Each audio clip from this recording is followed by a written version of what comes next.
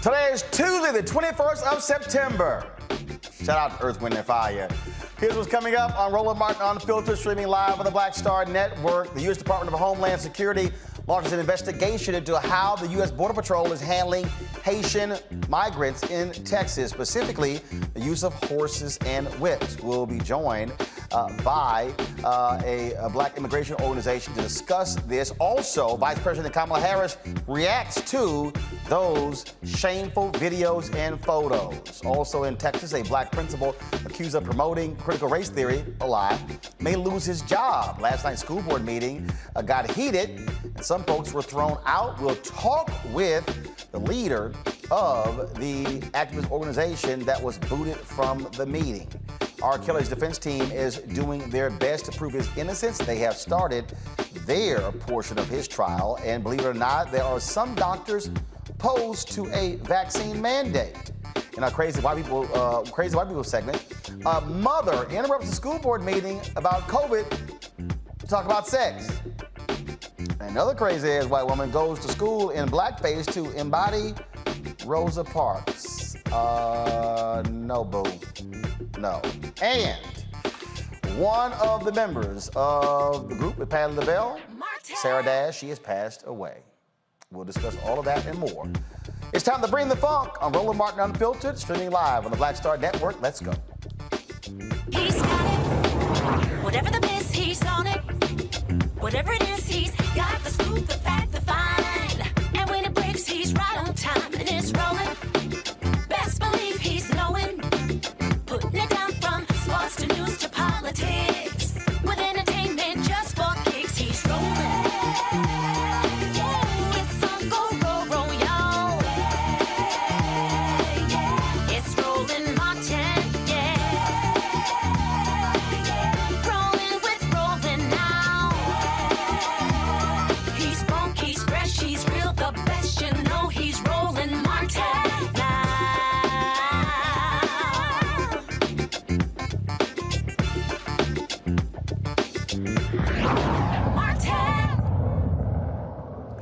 The Biden administration is launching an investigation after footage showing Haitian migrants being mistreated in Del Rio, Texas. Earlier today, Vice President Kamala Harris expressed her disgust at seeing Haitians chased by Border Patrol officers on horses and beaten with whips.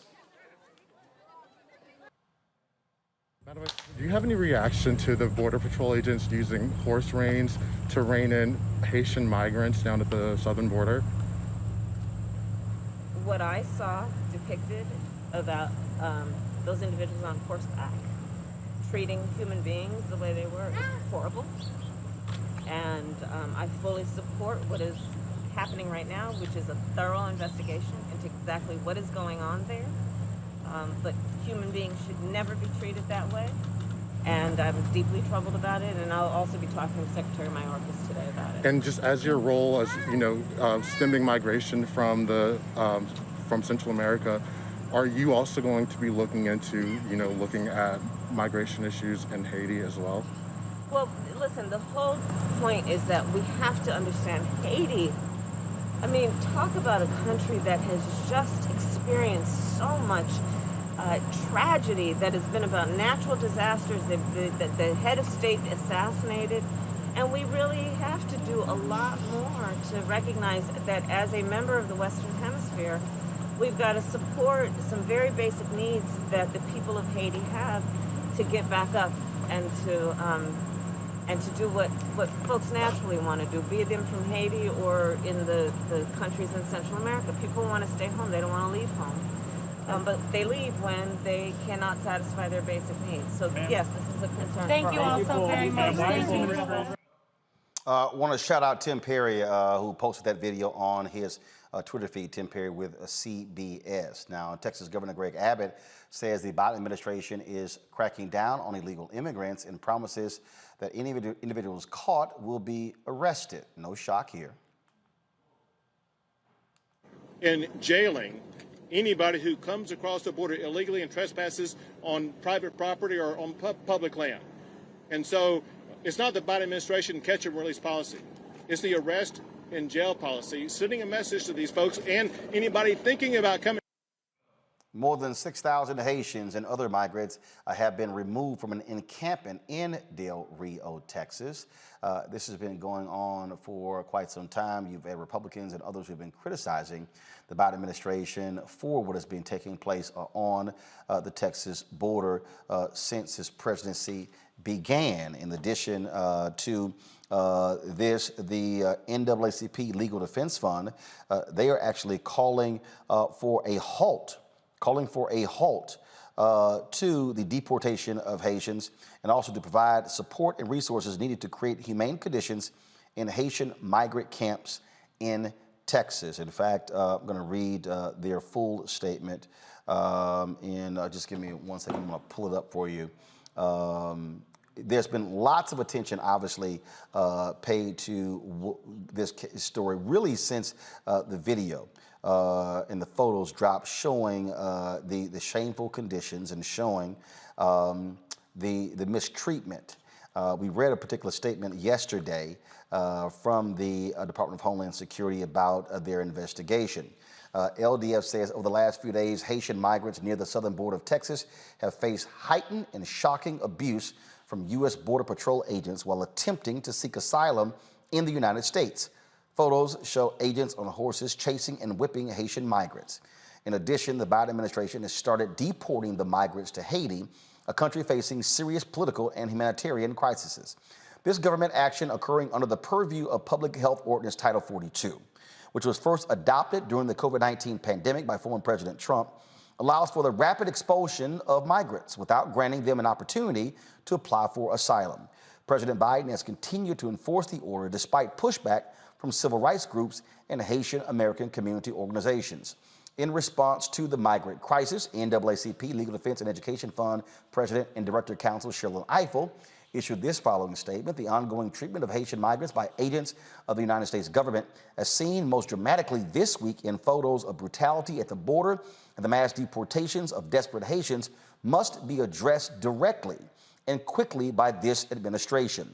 Haitian migrants who arrive in our country seeking safety and security are fleeing a country ravaged by a devastating earthquake and violence following the assassination of the country's leader this summer. They deserve to be treated with humanity and compassion. LDF is calling on the Biden administration to halt deportations of Haitians and to provide the support and resources needed to create humane conditions in Haitian migrant camps in Texas. In addition, any agent of the U.S. government engaged in the brutality we saw yesterday, perpetrated by officials on horseback menacing and corralling black migrants, must be immediately suspended and their conduct investigated. This includes investigating the orders and policies that resulted in such conduct.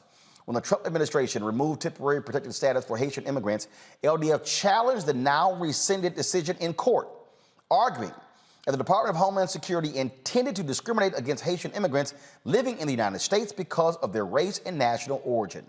Now, the Biden administration is using Title 42 as a mechanism to facilitate the rapid deportation of migrants at the U.S. border to Haiti. Let's be clear. Title 42 deportations are illegal and a violation of human rights. In 1985, LDF founder and Supreme Court Justice Thurgood Marshall condemned this country's unwillingness to welcome Haitian migrants in his groundbreaking dissent in Jean versus Nelson. He called for equal protection to apply to Haitian immigrants and highlighted the United States' frequent use of policy to discriminate against black immigrants. This repetition of an enduring historical wrong must end, and we urge President Biden to cease all Title 42 expulsions, take the necessary steps to ensure safe passage for all asylum seekers, and bring this horrific violation of civil rights to an end. Now, we have been, of course, reaching out to the administration for the third consecutive day. I have asked the Biden administration to make someone available to come on this show to specifically talk about what is going on there. They have not made anyone available. We also have been reaching out to members of the Congressional Black Caucus to talk about this as well. I have been unable to lock one of them in to get them on this show to talk about this. Now, also, the Haitian government has made it clear that they want a meeting with the State Department. Yesterday, the Haitian ambassador to the United States requested that particular meeting with the State Department, wanting them to know exactly what is going to be done. And so there was a call that took place today with regards to that. This is the letter that was sent by the, just give me 1 second. I'm going to download this. Just give me a second. I want to be able to show you the actual letter from the Haitian ambassador. Let's see here. I think we have it right here. Okay, folks.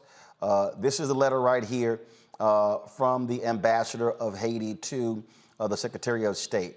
I have the honor to write you in order to draw your attention on the current situation regarding hundreds of Haitian migrants arriving at the U.S. border and stranded under a bridge in the Rio Grande Valley in Texas. While my government appreciates the efforts of the United States administration to extend the temporary protected status to Haitian citizens and suspending the F-1 visa rules for Haitian students currently studying in the United States, I wish to express my grave concerns regarding the living conditions as I want to ensure that our nationals are treated with dignity and in accordance with the rule of law. For decades, the government of Haiti has worked with DHS on immigration and border security issues and is eager to continue this long-standing cooperation. Therefore, on behalf of the Haitian government, I would request your assistance in ensuring that all Haitian nationals arriving at the border are afforded care and expedited legal process. I respectfully request a meeting with you in order to discuss this issue and other matters of mutual interest. I avail myself of this opportunity to renew to you, Mr. Secretary, the assurances of my highest consideration. Today, folks, there was a particular meeting with Secretary of State Blinken as well as the Haitian Prime Minister, Ariel Henry. This is what the spokesperson, Ned Price, had to say today. Secretary of State Anthony J. Blinken spoke with the Haitian Prime Minister Ariel Henry about cooperating to repatriate Haitian migrants on the southern border of the United States. They noted that the United States and Haiti share a mutual concern for the safety of Haitian citizens and discussed the dangers of irregular migration, which puts individuals at great risk and often requires migrants and their families to incur crippling debt. Secretary Blinken shared his appreciation to the government of Haiti for assisting to repatriate Haitian citizens safely and expeditiously. The two also discussed a Haitian-led process to chart a path to free and fair elections. The secretary noted that it is crucial that Haiti's government, political parties, civil society, diaspora, and private sector lead this process and work together in the interest of the Haitian people. Secretary Blinken also noted that the Haitian people deserve a full investigation into the assassination of President Moïse and justice for this heinous crime. We have continued again to cover this and to sort of go deeper into this. And as I said on yesterday's show, what we have to understand is that what you're seeing on the southern border is very simple, and that is what we're seeing here is all about U.S. policy on how Haitians have been treated in this country for the last 40 plus years. This goes back to President Jimmy Carter, when you had Cubans coming to the United States, and then Haitians, as they tried to come here as well, then they were turned back. So America has always had a different policy for Haitians than they did have for Cuban Americans. Let's go to my panel. Teresa Lundy, principal founder, TML Communications. Dr. Mustafa Santiago Ali, former senior advisor for environmental justice at the EPA. Brianna Cartwright, political strategist. Glad to have all three of you here. Teresa, this is absolutely a human rights crisis and a PR crisis for the Biden administration. To have these images of Haitians being beaten by a border patrol on horses and with whips, this deserves swift action by the administration. How have you assessed what they have done thus far? Well, I think the first assessment is, and honestly, through the pictures and the videos that have been coming out today, it's not fundamentally sure that it is actually, very interesting, some visuals. But again, I'm not inside the White House, so I'm not sure. I think the position is, they're absolutely sure that these folks are being whipped. But I mean, if we are looking at, some of the images and video, it looks like they are trying to rally the horses versus the people, in my opinion. Mustafa. I mean, this is amazingly egregious behavior that's going on. President Biden, at the beginning of his administration, you remember, he talked about if any federal employee did any type of egregious behavior, that he would fire them right away. So I understand that there has to be an investigation and you got to go through a process. I know how all that works, but you got to send a very clear message. The individuals who are a part of this right now, they should not be allowed to continue in their jobs. They should be put on administrative leave to make sure that this type of behavior. And trust me, I spent enough time on the border and I spent enough time in Haiti to understand some of these dynamics that are going on. I understand how difficult it is for many of these border agents, the stress that they're under, but you also can't treat people in these inhumane ways. It is so reminiscent of things that we've seen in the past in the history of the United States, of how they've used horses, how they've used individuals who are with law enforcement to gather up, to dehumanize people of color. The administration also has got to get their immigration policy together. They can make sure that they're better utilizing the temporary protective status that you can give, especially when there are these things that are happening in other countries, these devastating things, whether it's earthquakes or hurricanes or whatever it might be. If you've been to Haiti, you'd see how the infrastructure has crumbled, how people don't even have clean water to drink in many locations across the country, where people are literally walking in human waste and all these other dynamics that are going on. So, of course, people are going to try to get to a place where they feel that they might actually be able to have justice and where they might actually be able to live the life that a human is supposed to be able to experience. So they got to do better. The processing, they can get their processing right. This is not a huge amount of people. It is a lot of people underneath of a bridge.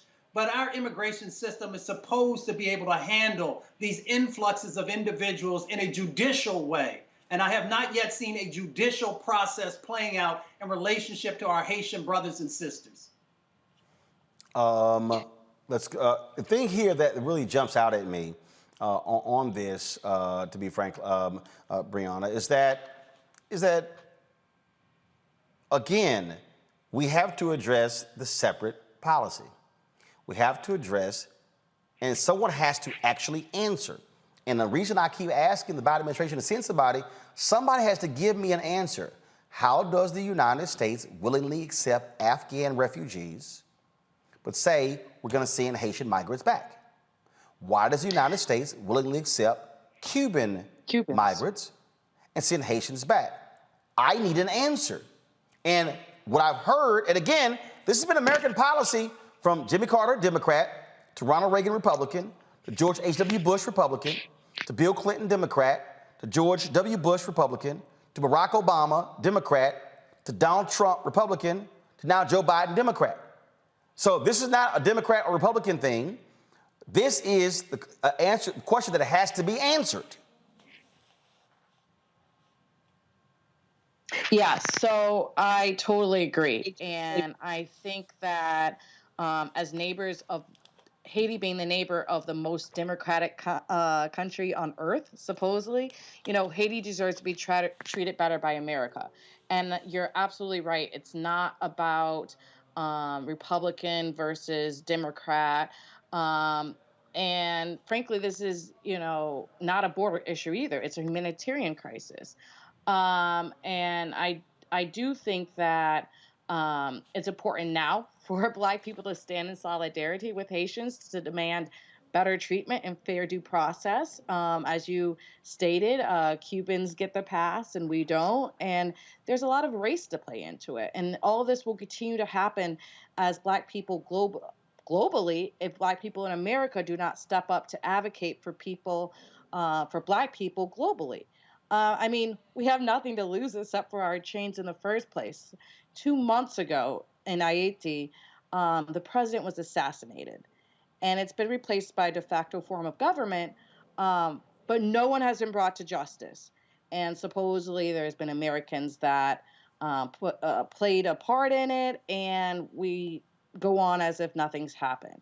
This past Wednesday, Biden administration deported 86 Haitians back to Haiti. And of course, that one was by the plane. But it's just awful because there's people who've never got their fair justice, the due process, right? The court that Mustafa was saying, there's no process. They're not offering them legal protections. They're not offering an opportunity to file for asylum. And they're just sending a plane full of families back to Haiti under Title 42. But this is unfair because, as you've stated, it's not being done to other countries, and that there should be something put in place for a fair due process for them to receive shelter. I mean, the devastating, not just the president, but the devastating earthquake, resulted in 2,000 Haitians dying and homes destroying and displacing many. And we're neighbors. And so it's just uncalled for, and we do need to stand together, and we need to demand for answers, and we do need protections, and this needs to play out in court. This is not right.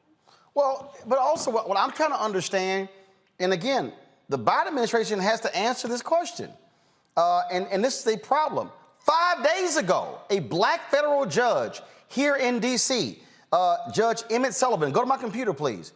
This is what he did. A federal judge on Thursday blocked the Biden administration from continuing to use a Trump-era public health order to expel migrant families arriving at the U.S. southern border. In a 58-page ruling, the U.S. District Judge Emmett Sullivan found that the Title 42 policy does not authorize the expulsion of migrants and, in turn, does not allow for those removed to be denied the opportunity to seek asylum in the U.S. The judge's order will go into effect in 14 days. So here's the thing, Teresa. I need to understand why, where are members of Congress? Where are U.S. senators saying to President Joe Biden, sure, this federal judge's order goes into effect in 14 days. So why aren't you doing the right thing by stopping it now? They literally are expelling Haitian migrants under Title 42, even though a Black federal judge ruled 5 days ago that they cannot do this. And it seems like it's a really weird oversight that is happening, or just not attention being paid, not much attention is being paid to it.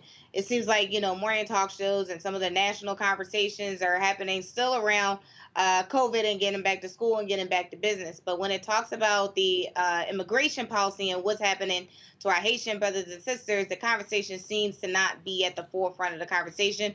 Or the communications director for the White House, the press secretary, is saying as much information as they're given is very generic. And so the American people are left to, look at some of these rulings and look at some of the attention that judges are giving.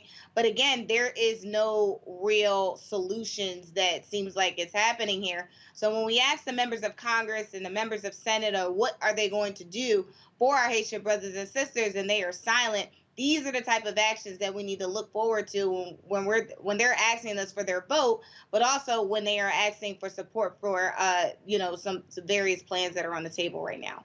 The thing here that, now, first of all, Judge Sullivan's order only applies to families, so they can still send back individuals who are single. It does not apply to unaccompanied children. But still, we can't say what's humane. We can't say how other folks are treating individuals when this is what we are doing, Mustafa. This is what the United States is doing. And the other thing is this here, okay, to say, well, we're gonna have an investigation into these allegations. These are not allegations of being on a horse with whips. There's video. There are photos. Those individuals, they know who they are. Why isn't DHS come out and say, like we've seen in some police jurisdictions, X number of individuals who were captured on video and photos using whips against Haitian migrants have been suspended and removed from the front lines and placed on desk duty? I don't understand why it's that hard. It's not hard. It can happen literally with a phone call and a document that's signed. It's really that simple. I worked in the federal government long enough to know that when you want to do something, when something's a priority, there's a phone call that comes from the top and it gets done. And it gets done right away. This is hypocrisy. So let me just say this real quickly. I support the Biden administration on a number of positive things that they have done. But if the Trump administration had done something like this, there would be all kinds of outcry by groups saying, that you got to right away fix this, that you've got to make the changes happen. And enough folks haven't had the outcry. The administration, as I often say, my grandmother says, when you know better, do better. This administration knows that it has to do better, because if they continue to allow this type of behavior to go on, it's very reminiscent of when we had Latinx kids and families being placed in cages. So when you do these types of behaviors, it's hard sometimes to see the difference between an administration which all of us said needed to go and an administration that all of us did everything in our ability to make sure that they were put into office. So they need to really quickly fix this situation. Then they need to start to lean in on the immigration policy and make sure they're getting that right, because this type of behavior is going to continue over and over again because it's baked into the system. We know that Haitian immigrants, African immigrants, and a number of others who come from the diaspora have never gotten justice. I would ask everyone to go and look at the immigration numbers over the last 40 or 50 years and see where the majority of people come from who make it into our country. And it's usually the people that folks see value in. You get certain visas if you can work in the technology area. But when it comes to folks who are trying to get some footing underneath of themselves, the numbers get real sparse real quick. And if you look at the hue of the people, the skin color of those individuals, they usually are black folks. Brianna, and it's interesting because when you look at the reaction, first of all, I've been tripping out all these yahoos who want to hop on my social media and say, even like last night, Roland, why'd you talk about the Haitian deal? I'm like, you do know we discussed it for a whole hour on the show. Where in the hell were you? But the thing here, and I got, especially all these B1, ADOS, FBA people who were always dogging immigrants before, but now all of a sudden they care about Haitian immigrants. Yeah, I'm calling y'all out too. But the thing here is this here. Okay, so here's the question even for a lot of black people that we got to deal with. It's a lot of black folks I've heard who are like, yo, we shouldn't have these folks in the country. Okay, are you against Mexican immigrants or are you against Haitian immigrants? See, this has been a contentious issue that doesn't get a lot of conversation, a lot of discussion about what happens in the black community. I know a lot of black folks who love sitting here, and I've seen their tweets, and I've seen their posts in our chat rooms on YouTube and Facebook. Got a lot of critical things to say about immigration, but are they saying anything about, and we've been talking about these black immigrants. See, when the people who were yelling about no immigrants, I kept saying there are black immigrants from Bermuda, from Haiti, from Jamaica, from Africa, and but all of a sudden I got some of these same black folks, and I see it in their Twitter bios. Yeah, B1, FBA, ADOS. Y'all was sitting here, dog, all rolling. You ain't really ADOS because your maternal, paternal ancestors migrated from Haiti. Oh, but now y'all care. See, now y'all see what we were talking about. That immigration is not just a Mexican Latino thing. It impacts black people too. Yes, and I think a lot of people, I would say, especially a lot of Black Americans, sometimes do not see themselves in the larger diaspora. At the end of the day, we are Black. Some say African Americans. We all derive from Africa, and we just got dropped off on different parts of the boat.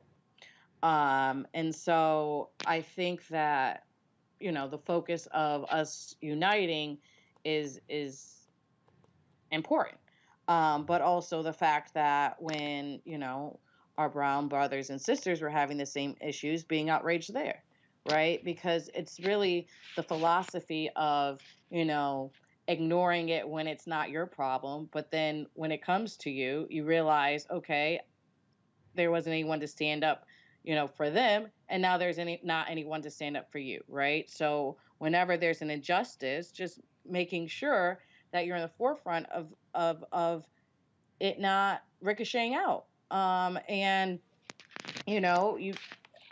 think that it's important for us to be critical on our administration, despite where you lie in the party, from a DNC member to a grassroots organizer. And I think that it's very crucial that we use the courts, abide by law, and make sure that everyone is safe and we are holding up the ideals of what it is to be American, right? We say that we're a democratic country and so forth, but then we have these issues. And if we really care about people and doing what's best, our administration needs to reflect that. What this is exposing is exactly what we kept saying repeatedly. And folks, I have been covering this issue for more than a decade. When we had TV One's Washington Watch, when we had News One Now, I kept saying, y'all, immigration ain't just a Latino thing. And now all of a sudden, folks see it. Now all of a sudden, so here's the question that people need to answer. White folks do and black folks do. Teresa, Mustafa, and Brianna. Okay. Are you outraged at the treatment of Haitian migrants because horses and whips were used?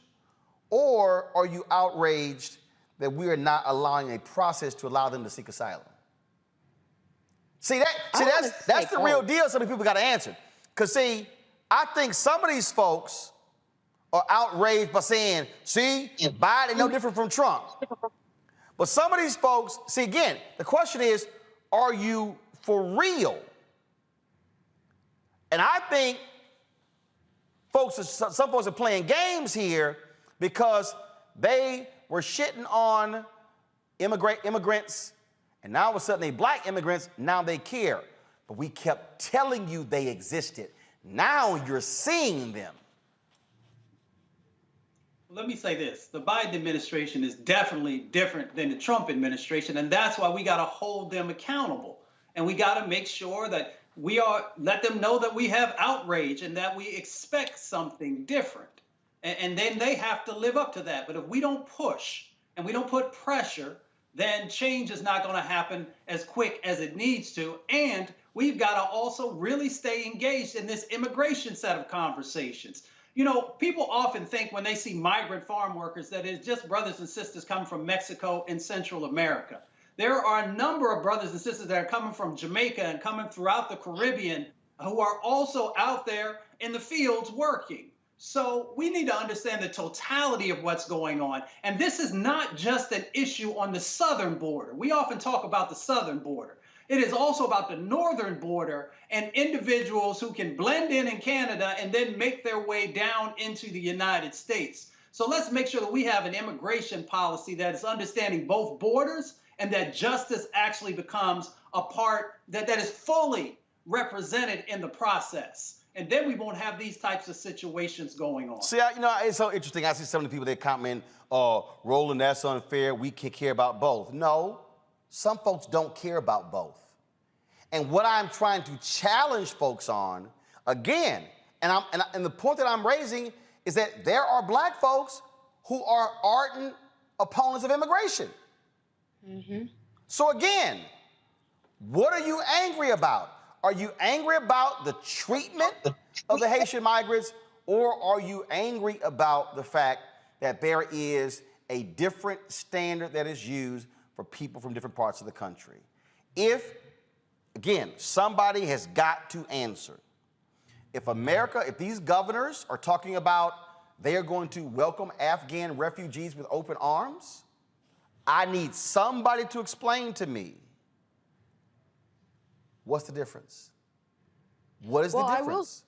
I will say that both, you should be outraged by both. But even if, right, playing the devil's advocate, even if you are against immigration for whatever reason, I still think this is an opportunity to be upset or outraged because of the usage that is different than how we've handled even other migrants. See, here's my whole point, Brianna. I'm not saying folks should not be outraged, but what I am doing is also exposing the fault line of individuals who now all of a sudden care, but the question is, what do you care about?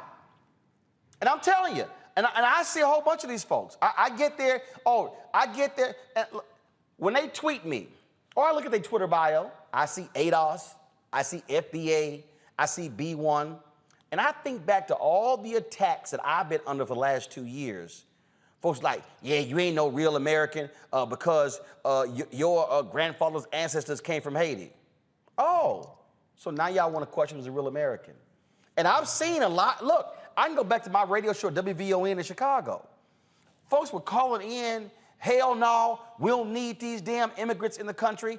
And again, I'm asking the question, you don't want to see immigrants in the country, or you don't want to see Latino immigrants in the country? And I have been warning black people that the difference is we are mostly seeing Latino immigrants on television and newspaper. But now all of a sudden you're seeing black immigrants. So people have got to now answer that question.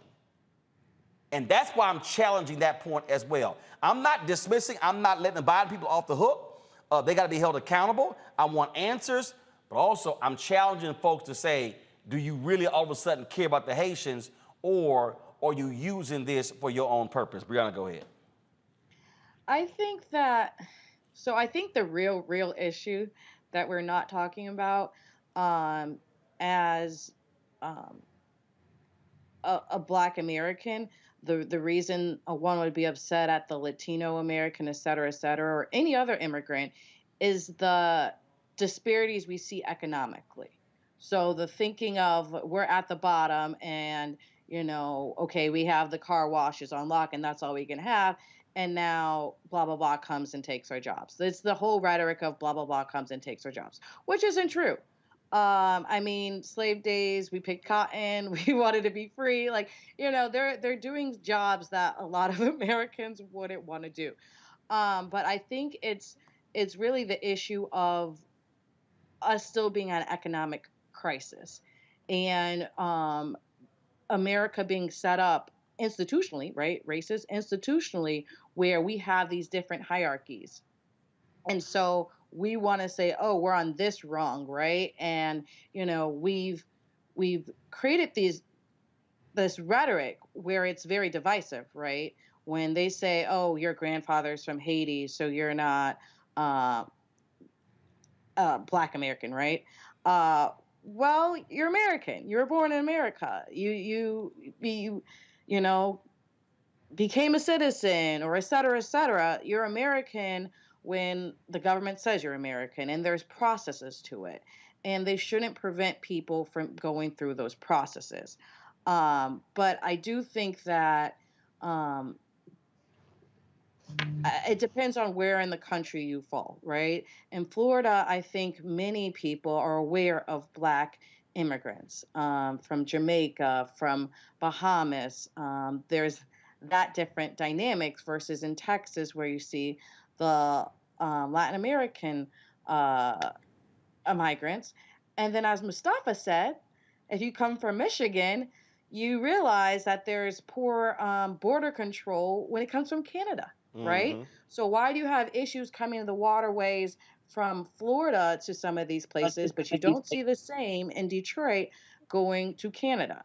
So it is a lot about race, and that's the time where we need to realize we shouldn't piecemeal when it's important or not, right? We need to advocate for Blacks globally and being treated fairly, and all the process applying to everyone the same. Well, it is certainly a huge, huge issue that we have been looking at, we'll continue to look at. And I'm going to tell y'all right now, Biden administration, I'm going to email y'all every single day. I'm going to email you 2 or 3 times a day. Black Caucus members, every single day. Every single day. I want to see, where are all of these white United States senators? Where are you? Where are the calls for congressional investigations? See, this is very simple. If it happens under Trump and continues under Biden, both are wrong. See, I'm not going to play this bullshit game that Sean Hannity and Laura Ingraham and Tucker Carlson and you see the right wing play, where, oh, everything Biden does bad, but everything Trump did is wonderful. This is wrong. Heads should roll. People should be fired. Now, it does not take that long for this to happen. And so, we're going to keep talking about it. In the next hour, we're going to talk with an activist of a Black immigration group about this very issue, about what their plans are. We're going to go to a break. We come back, we're going to discuss the issue of a Black principal in Texas. School districts now trying to essentially fire the brother on some made-up BS. Folks, be sure to support what we do here at Roland Martin Unfiltered. Download our Black Star Network app. All you got to do is go to Apple phone, Android TV, Roku, you name it, Amazon Fire TV, Xbox, Samsung's Smart TV. Download the app on all of those platforms. You can also support what we do by joining our Bring the Funk fan club, where every dollar you give goes to support the show. Of course, Cash App, $RM Unfiltered, PayPal.me/R Martin Unfiltered, Venmo.com /RM Unfiltered, Zelle is Roland@RolandSMartin.com, Roland@RolandMartinUnfiltered.com. When we come back, we'll talk about the case of the principal in Texas. Next on Roland Martin Unfiltered on the Black Star Network.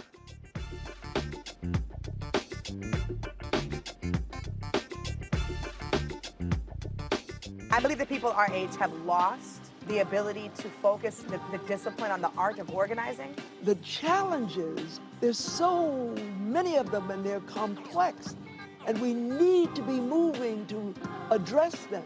But I'm able to say, watch out, Tiffany. I know this road. That is so freaking dope.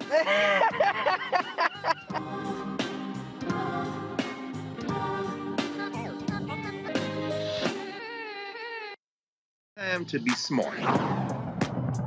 Roland Martin's doing this every day. Oh, no punches! Thank you, Roland Martin, for always giving voice to the issues. Look for Roland Martin in the whirlwind, to quote Marcus Garvey again. The video looks phenomenal, so I'm really excited to see it on my big screen. Support this man, Black Media. He makes sure that our stories are told. See, this difference between Black Star Network and Black-owned media and something like CNN. I got to defer to the brilliance of Dr. Carr and to the brilliance of the Black Star Network. I am rolling with Roland all the way. Honored to be on a show that you own. A Black man owns the show. Folks, Black Star Network is here. I'm real revolutionary right now. Roland was amazing on there. Stay Black. I love y'all. I can't commend you enough about this platform that you've created for us to be able to share who we are, what we're doing in the world, and the impact that we're having. Let's be smart. Bring your eyeballs home. You can't be Black-owned media and be scared. You dig?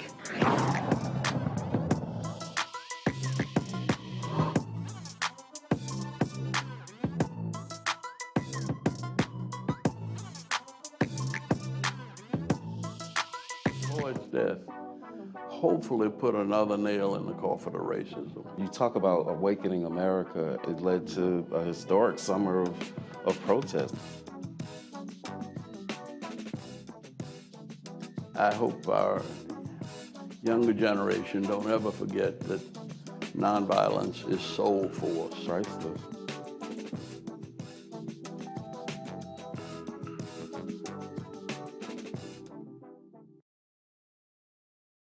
Hey, I'm Donnie Simpson. What's up? I'm Lance Gross, and you're watching Roland Martin Unfiltered.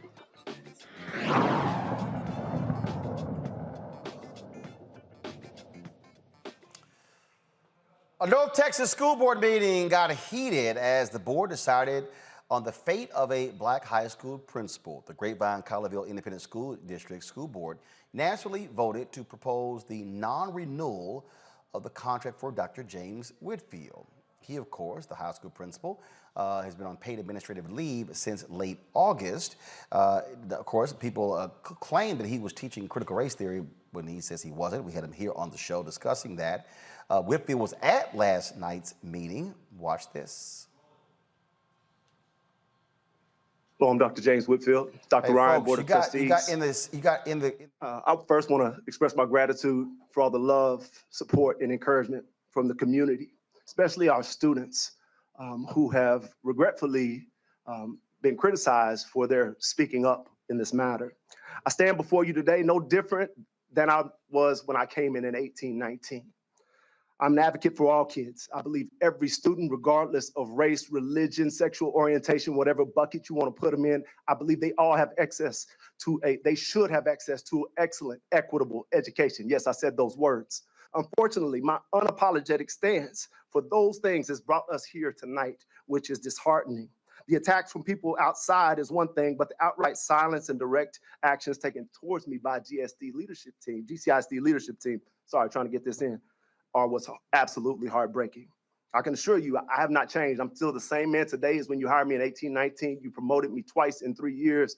So I ask you, what has changed since July 26th? Thank you, Dr. Whitfield. Dr. Ryan. Yes, ma'am, please. Sir, Thank you, Dr. Whitfield. we need, hey, Our next speaker. wait. We're doing really good, and now we're not. Please stay quiet when we are changing speakers, please, so Thank we you. can continue to run the open forum. Appreciate it. Thank you, Dr. Coley? Whitfield. Our next speaker is Carrie Whitfield. Please come to the podium, state your name, and if you're a resident of GCISD. Hi, my name is Carrie Whitfield, Dr. Ryan and members of the board. I stand before you this evening, the wife of James Whitfield and the mother of a GCISD third grade student. My husband is an amazing man. He is kind to all. He's an amazing father and husband. He's a phenomenal educator.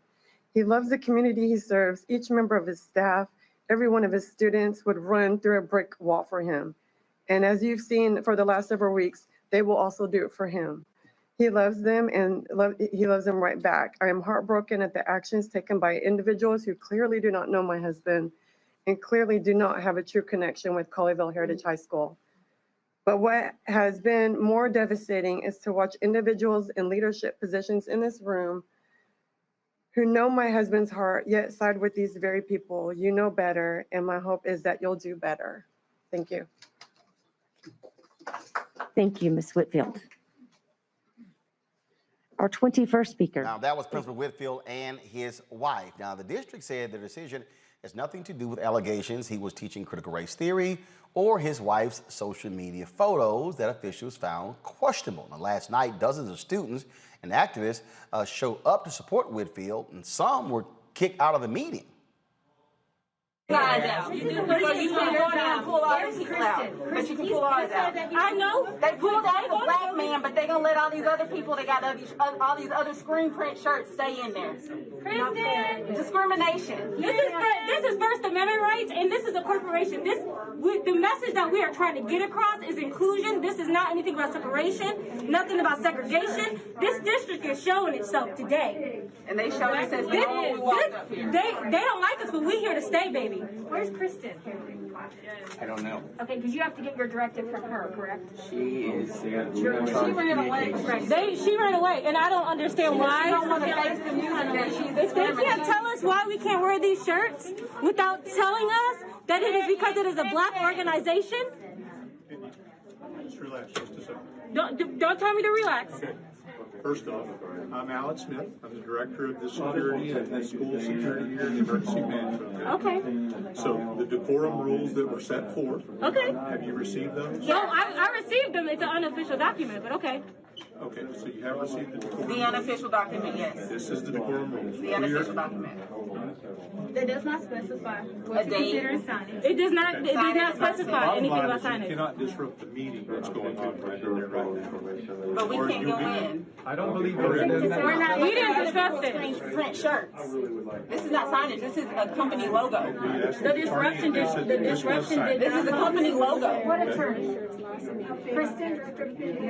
We don't know because he ain't talked to no attorney. So then tell us the distinction between signage.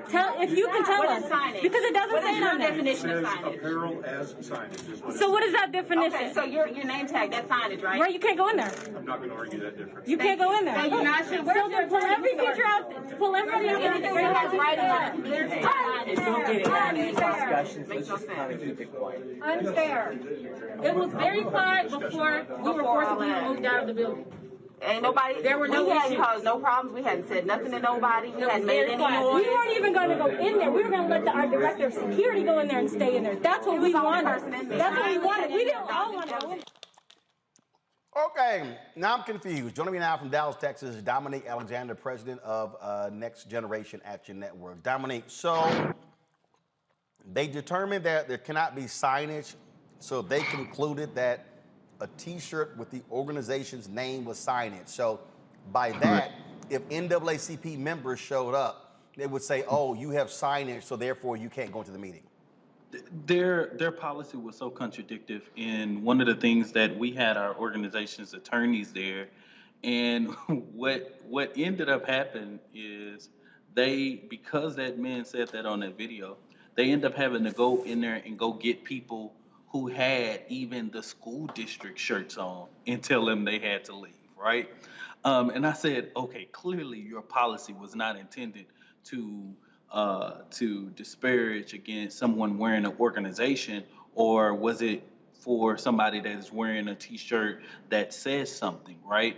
And yet they referenced the last meeting where some right-wing supporters wore a T-shirt. Well, these right-wing supporters was wearing shirts talking about CRT. That has nothing to do with a organizational logo, in which caused so much confusion. But clearly, the policy was left to their own interpretation.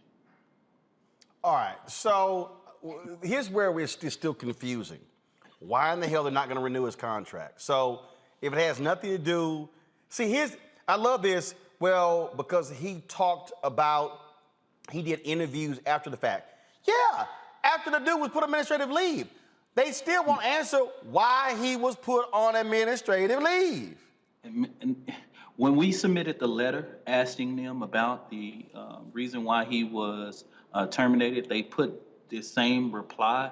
But I'm gonna tell you, Roland, last night hearing the lady say the reason to the board was so hard to keep your composure, right? Because it was so much loaded mess. to where they lied on so many different things. When he had the meeting with the superintendent on August 11th, he literally left the school and went there. His secretary called him and said that the superintendent had canceled the meeting, and he ended up having to meet with his executive director, and his executive director had put him on paid administrative leave, right? Last night meeting, they said that he had the meeting with the superintendent. And yet one of the board members say, okay, did he have the meeting or not? Because I'm hearing that he didn't have the meeting. So, you know, clearly they literally cave to these racist supremacists. And Roland, I have to remind you that this is right down the street from Curl ISD, South Lake Curl, that is literally on national news right now. This is the same pretty much neighborhood that's next door from each other. So this is a real growing issue. Well, first of all, I know the area very well. It is there. So, you ain't got to remind me. I know. And exactly also what kind of school district this is, the income of that school district, and the racial makeup of that particular school district. And what we are seeing is we're seeing these right-wing MAGA fanatics all across America who are attacking school boards, school districts, administration, and staff because they are falling for the okie doke on this made-up BS dealing with critical race theory. That's what we're dealing with. Correct. And one of the things I want to note, Roland, and shout out to you continuing to give this platform. A couple of years ago, you had me on the show talking about when a guy asked for my removal from a chief of police interview panel. And I said something at the end of the interview that ended up becoming on the New York Times. And it said that I would never ask for permission for the oppressor to liberate my people. And what prompted them to say something to NGA members about the shirt is that I put that quote on the back of the shirt or whatever and stuff like that. And that quote was originally said on Roland Martin Unfiltered. And that's what triggered them to say, and basically like, oh, they gotta go. They gotta move that shirt and different things of that nature. But just like you said, critical race theory is some made up term that, quite frankly, Roland, you asked me 7 months ago, I wouldn't even know what you was talking about. Well, it shows you what's going on here. Unfortunately, this brother is left in a lurch. We had him here on the show. It was a trip when he was on here saying that he had some of these white people saying he hates white people, and he said, my wife is white and my mama is white. The dude is biracial. Well, at the end of the day, let's speak truth to power, right? Historically, a white man has never wanted to see a black man kissing another white woman like that. You know what I mean? And clearly, they posted this picture of him kissing his white wife continuously on social media as if it was a problem, right? And yet at the end of the day, we are dealing with racist bigots that this school district has failed to stand up on. And I want people to understand with this critical race theory situation, out of all 7 cases that we've had to respond, because we've had to go all across the state of Texas to respond and defend black professionals because of this. Majority of them, all of them that we have responded to are either principal level or central staff. The last case was Mansfield, a director of diversity of inclusion. They are literally going from school district, funded by a private foundation to create this mess, to create this discord in our school districts. And we need people to be vigilant. We need people to be involved in their local school board to protect your children, to protect our future. Because right now, our American school systems are really under attack. And shout out to Dr. Whitfield's students, because if that man didn't say anything last night at that school board meeting, the words of his children showed the impact that he has on those kids. And no one else had to say anything but those children, because they spoke powerfully. Well, actually, a lot of folks were there standing up for him, and so it certainly was great to see as well. Dominique Alexander, we appreciate it. We'll see what happens next with this story. Thank you, man. Thanks a lot. Let's go back to my panel here.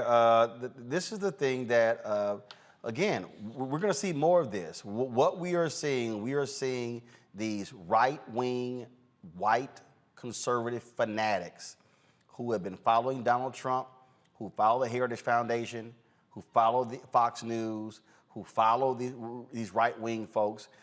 Mustafa, what we were seeing how nuts, how crazy they are, and what happens when they begin to attack people, and that's exactly what all this critical race theory BS is all about. I mean, yes, but we got to also understand that they create these chaotic situations with intentionality. Yep. You know, that this is a systemic set of actions because, you know, they understand that when they create chaos, then they can continue to chip away at democracy. They can continue to chip away at humanity inside of our country. And then they utilize that. It's fuel for some folks to begin to coalesce around this type of foolishness. So we should understand that these are not just random acts.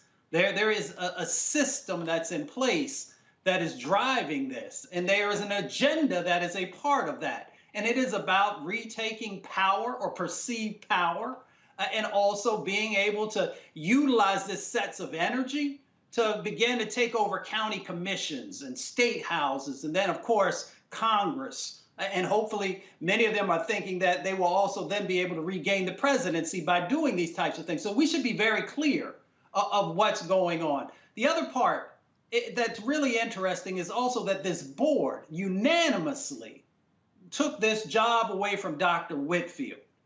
Think about that for a second, that no one had the courage to actually stand up and to speak out against these injustices that were happening to this man.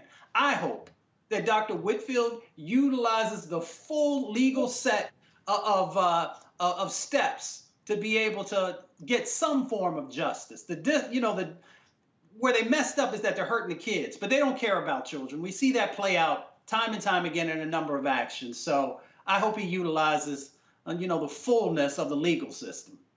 Brianna, people better get ready. I'm telling you, the real deal here, they want to attack black people in power.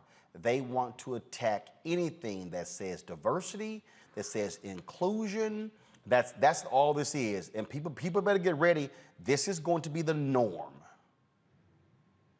Yeah, so it's interesting to hear Mustafa and some others say that, I know the previous said that they wouldn't have heard of it if it weren't for these right wings people. I went to undergrad at Occidental College, which was the original home of Barack Obama, who became president in 2008. And since 2008, we actually had a major at Oxy called Critical Theory and Social Justice. So there was a lot of people who graduated in my class from this major. I remember thinking, why go into that major? What is that? Et cetera, et cetera. But it really engaged in rigorous interdisciplinary analysis of the complex issues and the globalization and social injustice, just like we were just talking about Haiti and how this plays overall. And so it allows, to analyze cultural theories. So it's interesting to now see it played out nationally, because I've been exposed since 2008 and no one said anything, right? We were learning and trying to better ourselves. And it became a thing when Trump decided that he was going to stop allowing basically for social progress and trying to better our nation. But I do think the critical discourse is important. I do not believe that that's what was going on with the administrative leave of this principal, of this teacher. But, if we're going to bring this into the conversations, even if he were to be teaching this, I think it's a right time in our nation for us to have these dialogues. First of all, he's a principal. He's not even teaching. He's not even teaching. Right. I mean, they are. But see, here's the whole deal. Here's the deal. I don't even want to go down. Here's why I don't want to go down the path of we should be teaching these things, because that's what they want. See, Mustafa just said something that we have to be very mindful of when it comes to the right. When he says they're intentional. When Dominique talked about how it's being traced. See, what they want, they love if we or mainstream media or other people are talking about critical race theory, because that now reinforces their narrative that that's what the whole mission always was. No, what we got to say is, nope, y'all a bunch of cranks and y'all full of it. Nope, and you're liars. Because this is what, when the dude, Christopher Rufo, when he went on Joy Ann Reid's show, okay, people were like, man, Joy killed that dude. He was happy because he got the conversation into the story flow, into the program, and that is exactly what they always wanted. This is a well-funded, well-researched attack, and we just have to understand the game being played and not fall for the trap, Brianna. That's what we got to be very careful about. Well, so I hear you, and I understand that we need to be deliberate and stick to the point. However, I would want to ask you back what you believe is the root cause of this administrative leave. I feel that because, as you stated, the social media and so forth, that there might be race that plays a part in it. And within that, even if, I know you said let's not go down teaching it or not, but even if, that's the case, the heart of the program, or the heart of critical race theory, is to actually question the inequality in systems of power, is what we are seeing play out right now, right? The fact that, they don't like what this black man is saying or doing, and he's around children or students, and without giving proper, explanations why it's a violation or putting them on admin leave, they just do it because they have the power to do it. And so I think within itself, we do have to point out that there is a huge chance that race plays a part in why this happened. Oh, first of all, okay. there's no other explanation here. I mean, when the fact that the district, Teresa, can't actually say what it is, we've asked Whitfield, he said they actually can't articulate it to him. He was asked to take the photos down of him and his wife. Why are they asking? Why are they asking to take the photos down of him and his wife on their Facebook page? They weren't nude photos. Oh, because the actual photo, because it's probably some white folks, oh, that's a sexual photo. What we're seeing here, and again, it's understanding all the different nuances. It's the basis of the book I'm writing called White Fear. They do not want to see any advancement of black people who are not like an Alan West or Candace Owens or Larry Elder. So what these folks are doing are attacking this brother, and then the district, they're so gutless, they don't want to be honest as to why. That's what's going on. And so you got these white students who are like, we love our principal. But then you got these other white parents who are yelling, kicking, and screaming, he gotta go, gotta go. I'm sorry. They can't actually say why. Teresa. Yeah, there's always been a divide between student learning and adult learning. I think students, and I'm a millennial myself, I've always had a hard time, even trying to articulate some of the nuanced curriculum to our parents. And so when you have the students saying, I don't understand, students are looking for facts, they're looking for answers, they're looking to be educated in order to give the parents or school officials feedback. And I think when it comes to Dr. Winfield and his situation, it is blatant racism, it's blatant discrimination. Anytime you have a principal that is allowing students to have a free space and a free thinking mind in a district that has not caught up with the times, these are the type of situations that are going to happen. Unfortunately, it's taken another toll on the school district as a whole, and the education portal, I feel like, has also disseminated in the message. The message has been lost. And so I think it is up to the education that has been given to these students by the teachers, but also authorized by the principal to figure out how to bring everybody back. But at the end of the day, the principal, what he's going through is, it seems like something internal is happening. But I do believe, Roland, as regards to your book, this is a phenomenal case study, as in white fear, what can happen, but also what solutions can happen if I think the right support system and the right advocacy and the right light is shown on these type of discriminatory practices. This is the photo that pissed them off.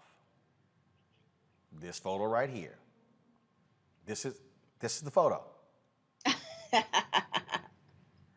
He said they came to him and said, "Hey, can you take that down?" Why? It's a personal page. I mean, first of all, she's not even in a bikini. He's not sitting here in swimming trunks. They're not showing skin. But understand, understand what's going on here. And I'm telling you, I just need everybody to understand. You got to understand the game that is being played here and what they want. See, they want us talking about these discussions on their terms. And what I'm saying is, you can't talk about anything on their terms. We got to say, nah, we're going to call it exactly what it is. All right, folks, go to our next story here. It's R. Kelly's defense turn to call witnesses to prove the singer's innocence on day 21 of the trial. Today's Kelly's accountant, John Holder, testified he never saw him torment his alleged accusers. Holder described seeing Kelly carrying around a backpack full of cash to take the women and girls on shopping sprees. On cross-examination, prosecutors tried to discredit Holder by saying as R. Kelly's accountant, he was not a significant player in Kelly's inner circle to know the intimate details of what was happening with Kelly's accusers. They will continue their defense on tomorrow. House Democrats are introducing a bill to empower the Health and Human Services Department to put eviction moratoriums in place. The bill is called the Keeping Renters Safe Act of 2021. Congresswoman Cori Bush and Senator Elizabeth Warren sponsored the bill. Congresswoman Bush says the bill will eliminate a lot of the red tape for those who need immediate help. The bill directs HHS to implement an eviction moratorium for the duration of this COVID-19 pandemic, plus 60 days. The bill would implement a moratorium that would be automatic. People wouldn't have to apply for this protection. It would cover all residential eviction filings and proceedings, with exceptions only to protect the health and safety of others. Folks, the proposed bill, HHS and the CDC would have permanent authority to impose eviction moratoriums in a public health crisis. Then again, of course, it could easily pass the House, but when you got Senators Kristen Sinema and Joe Manchin blocking anything over there, well, nothing gets done. Folks, COVID deaths have surpassed those from the 1918 flu pandemic, with more than 690,000 deaths. More Americans have died than during the deadliest pandemic in the 20th century. More than 675,000 Americans died during this 2-year Spanish flu pandemic. While there was no vaccine available for the 1918 flu, there is a COVID vaccine, and millions of eligible Americans are still unvaccinated. 55% of the United States population is fully vaccinated, and of course, you have, I think we're up to 70+% of folks who have one shot. This continues to be this contentious issue, and then you have people like Florida Governor Ron DeSantis who want to make this thing worse. Check this out. DeSantis chooses as the Surgeon General for the state of Florida a black doctor named Dr. Joseph Ladapo. And guess what? The Surgeon General of Florida, who he picked, opposes mask and vaccine mandates. Anyone? DeSantis is what we call him. Say it again. DeSantis is Death what we call Santis? him. Yeah, it's, because that's what he's putting on his people is death. Satan was one, and we can use his name many ways, but we know that he's trying to run for president and trying to be remembered, and unfortunately, these antics, which he saw happen in Trump, is what he thinks will allow him to get to that stage, and it's sad. And the fact that they used, just like they used Ben Carson, we saw what happened with him in COVID-19. But they try to use pawns to put in place things that we know aren't scientifically correct, which put us at harm's even more. It's just atrocious. And he's playing a game, and we know it. There is other people who have, for example, the mayor of Detroit, Mike Duggan. He was the CEO of a hospital and has a lot of health background, and he hasn't required or do mandatory masks. And I know other mayors who haven't, even on the Democratic side. And there's, for me, I'm okay with not mandating masks. I do think that it's important for us to encourage, allow for it to happen, to push and explain and educate on. I'm sorry, I didn't mean to say masks. I meant to say vaccinations. But to encourage people to get vaccinations, allow the access and fully educate people. So I do believe we should. And I believe everyone should get vaccinated who can. But if they don't, I don't think it's for the government to bear the consequences and responsibility. The responsibility and the fault is on the person who decided, I'm not going to get vaccinated. But how do you then? Okay, so if that's the case, then how does that jive with other government mandates?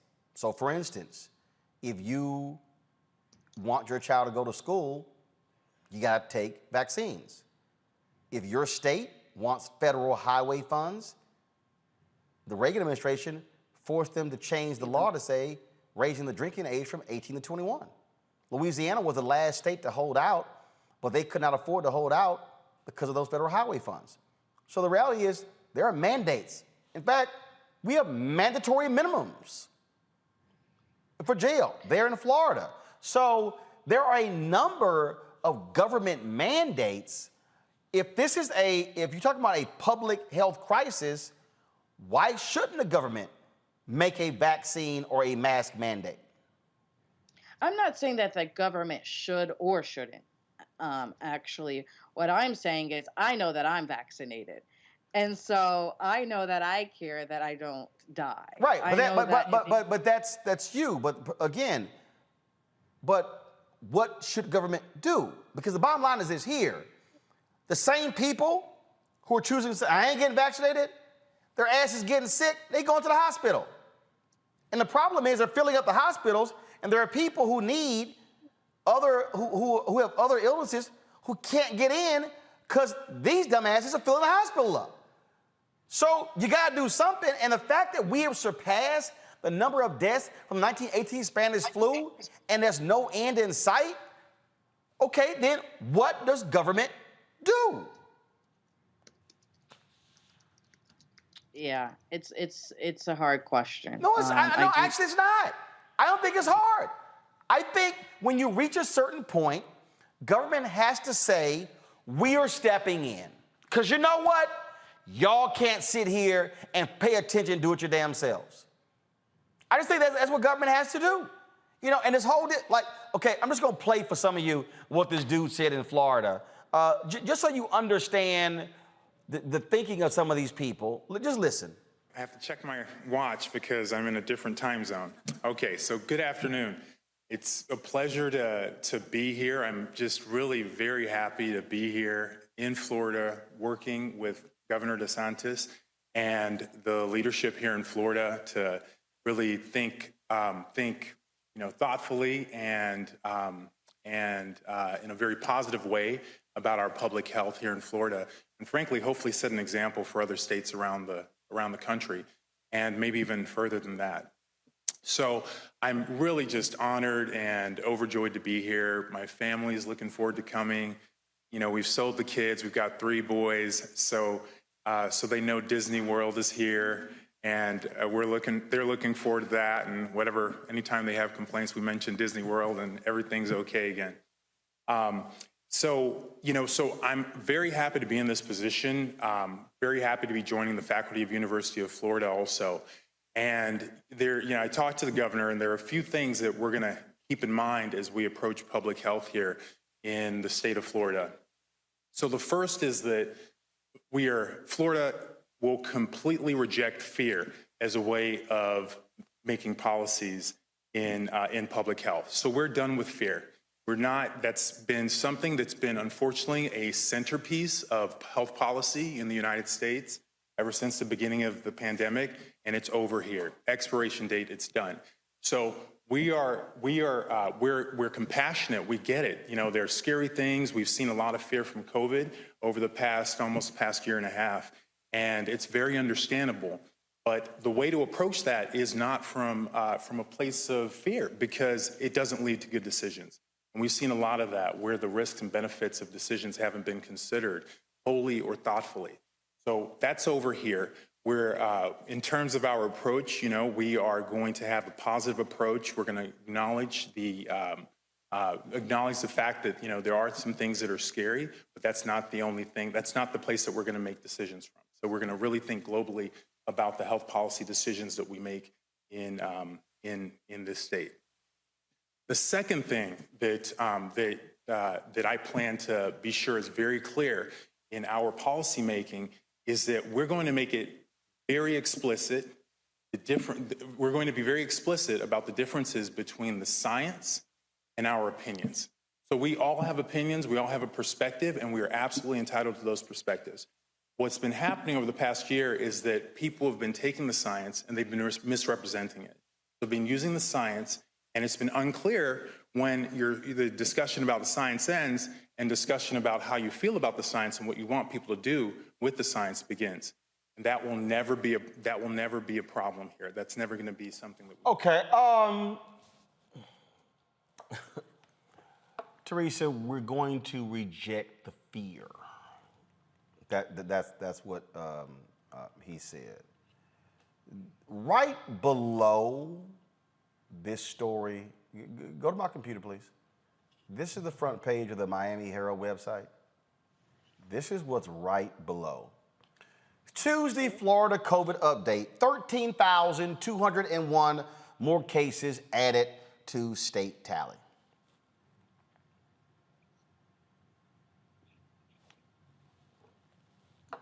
I think you're absolutely right. I mean, the Spanish flu originated here in the city of Brotherly Love, and the case numbers have not amounted up to the current COVID-19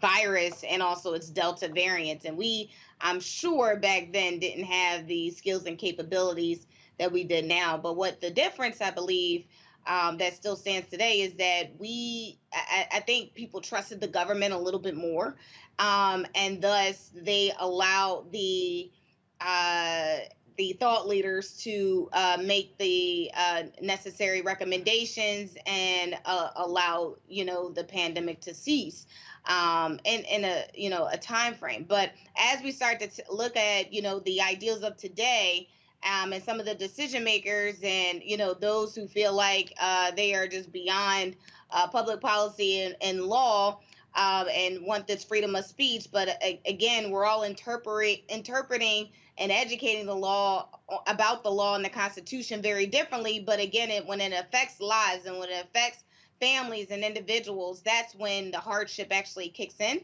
And when there's no plan in sight, I think every time I've looked at the news and nationally, it has always been about the pandemic, and it's always been about the rights of our freedom, right? So we went from the business community, we went from the education, we went from kids shouldn't be wearing masks, and masks are invasion of privacy, versus all these distractions, I like to call them, versus the actual issue, which is coronavirus is killing people. Coronavirus has proven that if you do not have the vaccination, you are a transplant, and that virus getting to someone else.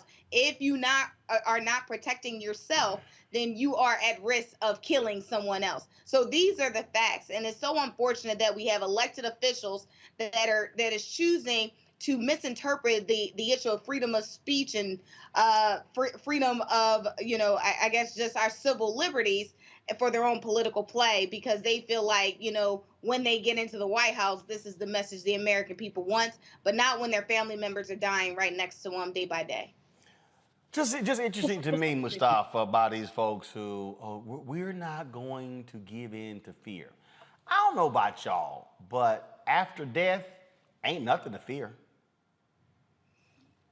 That's it. That's it. There's nothing left for you. There's nothing left. So, I don't know about y'all. I fear dying. I do. I ain't trying to be intubated, have a tube down my throat. I'm not trying to sit here and have lungs damn near caving in on you, but we're not gonna choose fear. We're gonna have a much more positive outlook on public health. Get that bullshit out of here. Mustafa, go ahead. I'm glad you said it.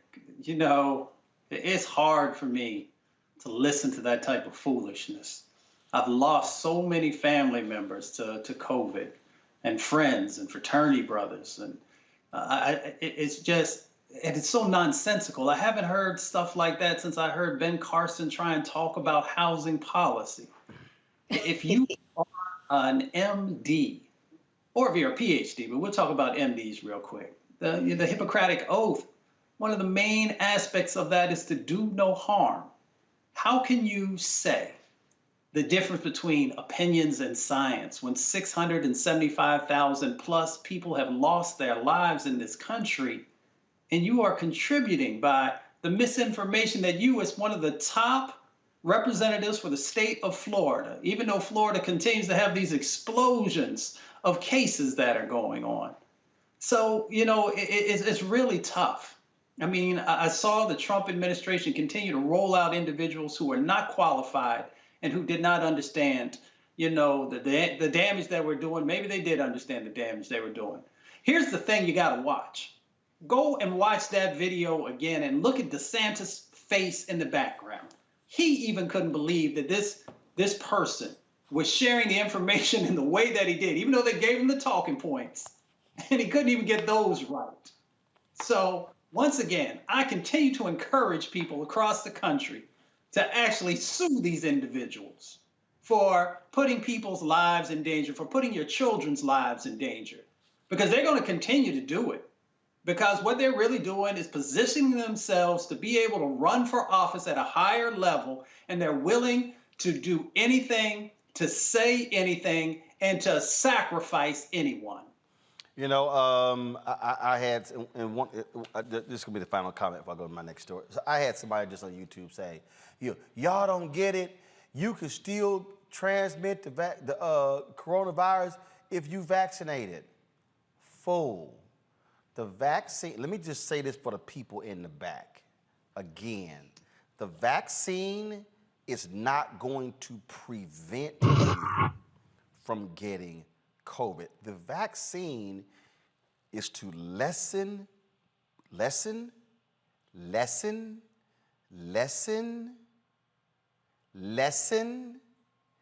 diminish, curtail, any other words I can come up with?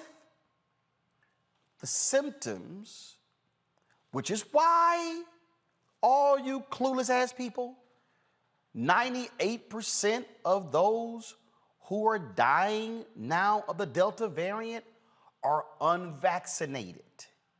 98. 98, 2. Hold on, let me make sure I was in the picture. This is 2%. This is 98%. Which side of the scale would you like to be on? Again, you ain't got to get vaccinated. But I'm just trying to tell you, you're playing Russian roulette. And you know what? You can survive Russian roulette. But that bullet one day might come up in that chamber. And you know what? And if it does, game over. That's it. So whatever little money you got, your family gonna get. And they're gonna have to sit here and mourn you. And I can tell you, and Mustafa, he and I have talked about it, I can tell you how many people we know right now who are going, my goddamn uncle, my best friend, my fraternity brother, my sorority sister. We tried to talk to them, and they were like, no, no, no. My pastor, no, no, no. I ain't getting that vaccination. And today they're dead. So, do you? Just know what doing you comes with. All right, folks, when we come back, we're going to talk to a immigration activist about the Biden administration in Haiti and a couple of crazy-ass white people stories. One of them, this fool came to school in blackface saying that she was a modern-day Rosa Parks. Hashtag Team Whip That Ass need to show up at that Oregon school. We'll break it down next on Roland Martin Unfiltered, streaming live on the Black Star Network.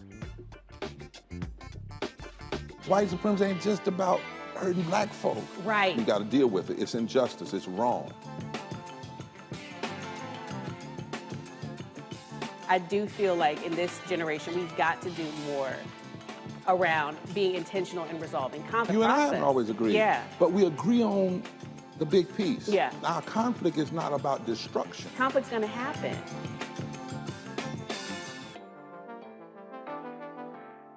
It's time to be smart.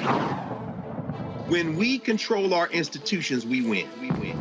This is the most important news show on television of any racial background. Y'all put $2, $3, $4, $5, $10, $15, $20, $30 on this and keep this going. What you've done, Roland, since this crisis came out in full bloom. Anybody watching this, tell your friends, go back and look at the last 2 weeks, especially of Roland Martin Unfiltered. I mean, hell, go back and look at the last 2 days. You've had sitting United States senators today, Klobuchar and Harris. Whatever you have that you can bring to Roland Martin Unfiltered to support it, please do, because this information may literally save your life. Watch Roland Martin Unfiltered daily at 6 p.m. Eastern on YouTube, Facebook, or Periscope, or go to RolandMartinUnfiltered.com. Support the Roland Martin Unfiltered Daily Digital Show by going to RolandMartinUnfiltered.com. Our goal is to get 20,000 of our fans contributing $50 each for the whole year. You can make this possible. RolandMartinUnfiltered.com. Hi, I'm Gavin Houston. Hey, what's up, y'all? It's your boy Jacob Lattimore, and you're now watching Roland Martin right now.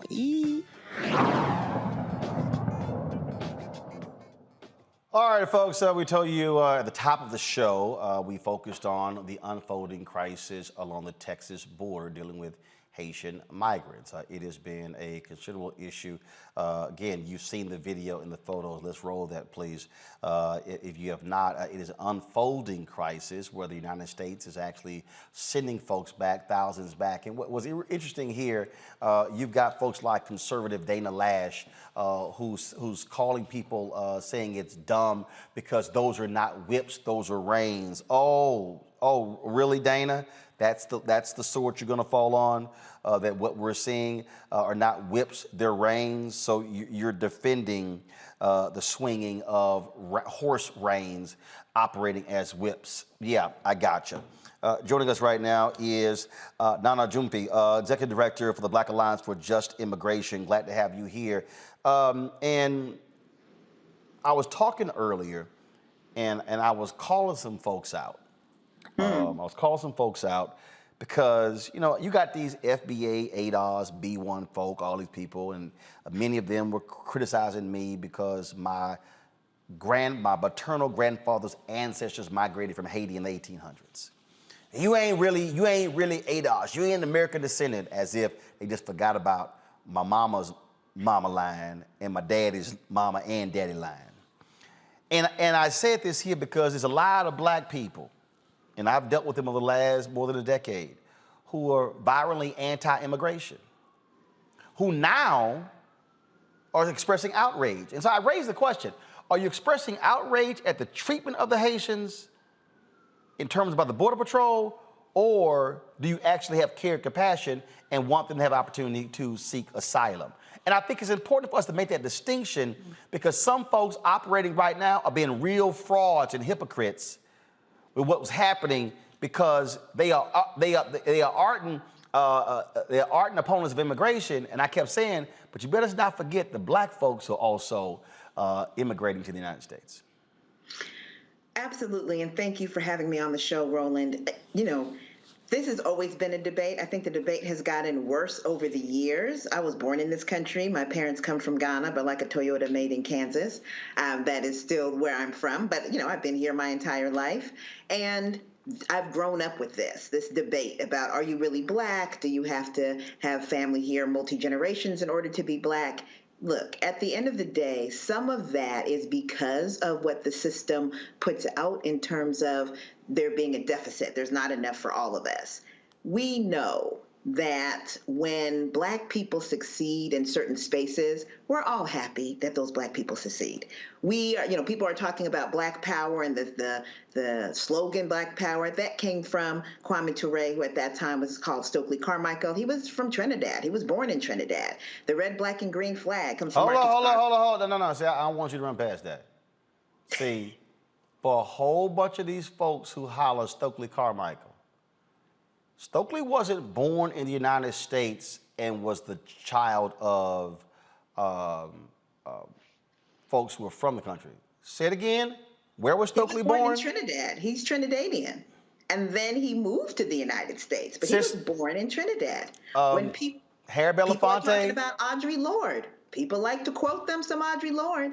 Both of Audre Lorde's parents, not from this country. They love to quote Shirley Chisholm, love to quote Sidney Poitier, love to quote Harry Belafonte. Malcolm's mama. Malcolm grew up eating rice and peas, had to, because that's what your mama eat when you were in the Caribbean, and she gonna feed you what she grew up with. So, you know, we have always been together. This is not some kind of new thing. This has always been the case. We've been together, we've lived together, we've married each other, we have gone to school together, we have been in these streets together, we have, you know, been working together all of this time. And I think, you know, again, when we get the deficit model and people start saying, oh, there's not enough here, then people start fighting. And I don't care what it is, right? But it's dangerous. It's something that, as black people in particular, we need to push back against. We know that we can start a fight. Yeah, I normally am in LA.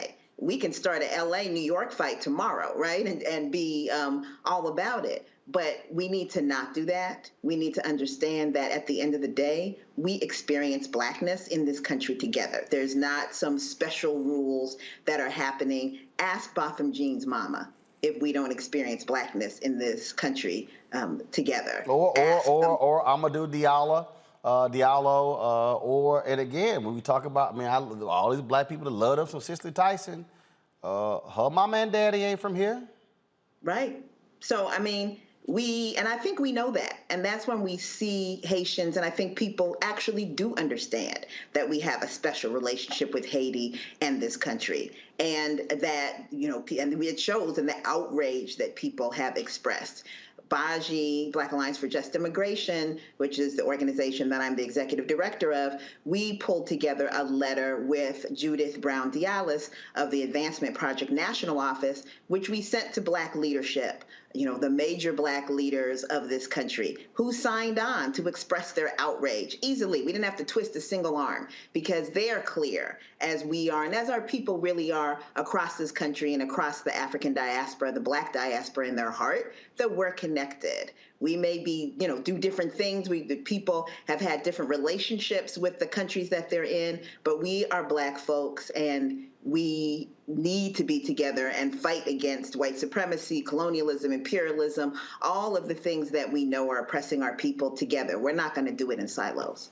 So what is next? I mean, obviously, you have the order from the federal judge that says they cannot be using this Title 42 against families. So what's next? What do you want our audience to do? Those who are watching, those who are listening, what do you want folks to do? So there is that order. However, the Biden administration is not listening to that order, and they're certainly appealing. In fact, they've appealed all of the orders that have come out from the court that have ruled that what is happening at the border is unlawful, that it's illegal. And so we need for folks to contact the White House. We need for folks to contact their congressperson to contact the White House. And we have three basic demands. The first demand is that they need to stop deporting Haitians and other Black asylum seekers at the border. They're not getting a hearing. They're not finding out, why are you here? These people have traveled for miles, for months, gone through hell to get to this place because they are seeking refuge in the United States, and they're just being unceremoniously sent back to the places they were fleeing from. So stop the deportations.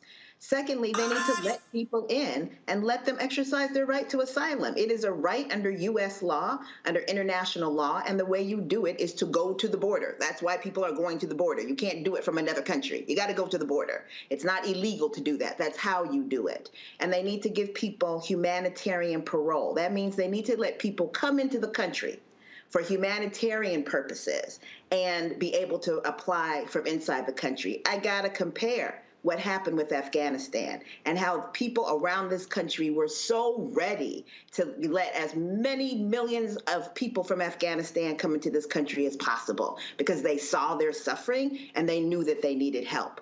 What do Haitians and Black people have to do for people to show us that kind of compassion? And so we're asking folks to demand that the White House give humanitarian parole to Haitian and Black asylum seekers. And then thirdly, we need for there to be a complete reversal of Title 42 and all of the other policies that are holding people back, because that ruling is about families. But there are people coming that are single people, that are not families. There are pregnant mothers that are coming by themselves. And those folks can still be held back by Title 42 while the administration is appealing. So really important that we stop the deportation, that we let people in this country to file their asylum claims, and that we reverse what are really racist, anti-Black policies. This was so everyone knew it was racist under Trump. It was like a no-brainer. And now suddenly under the Biden administration, people are confused about whether this is racist or not. And if you were confused, look back at those photos of those cowboys called Customs and Border Patrol with those horse reins called whips when they hit you across the face and the back, rounding up people and scattering Black people from a place that they've come to for refuge. Look at that and tell me that this is not a racist anti-Black policy. There's 100,000 undocumented Irish in this country. You think they would face this? We know what the reason is, that this is considered acceptable. And it's because of that these are Black people. That's why it's considered acceptable. But we're saying it's not acceptable and that folks should push back.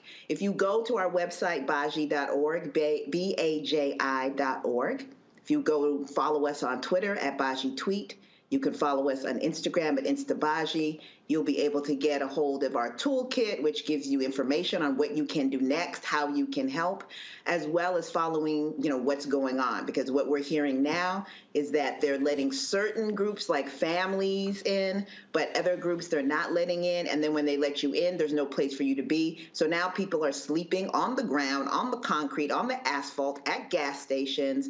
Buses stop running at 5 o'clock. The government's not doing anything to help people get anywhere. So they're creating a humanitarian crisis on both sides of the border because they just don't give a damn.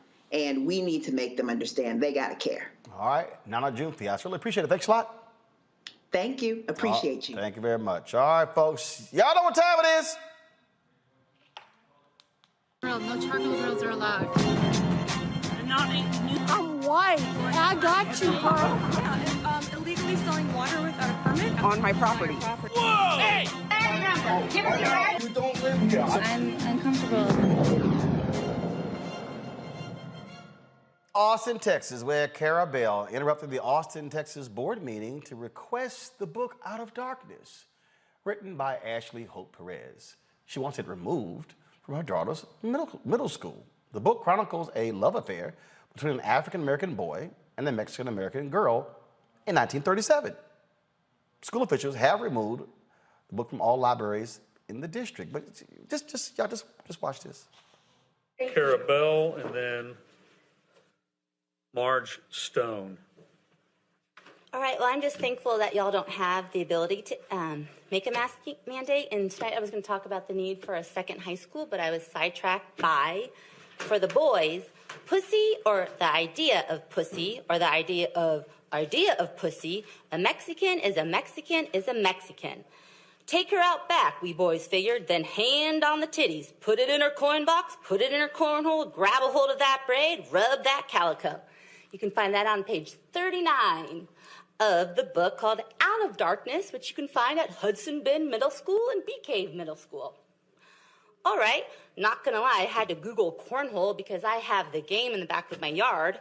But according to Wikipedia, cornhole is a sexualist slang vulgarism for anus. The term came into the use in the 1910s in the United States as verb form to cornhole, which came into usage in the 1930s, means to have anal sex. I do not want my children to learn about anal sex in middle school. I have never had anal sex. I don't want to have anal sex.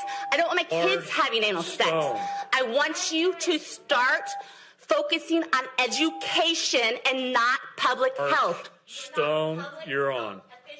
You are supposed to be educating our children, not teach them about anal sex. Thank you, Ms. Bell.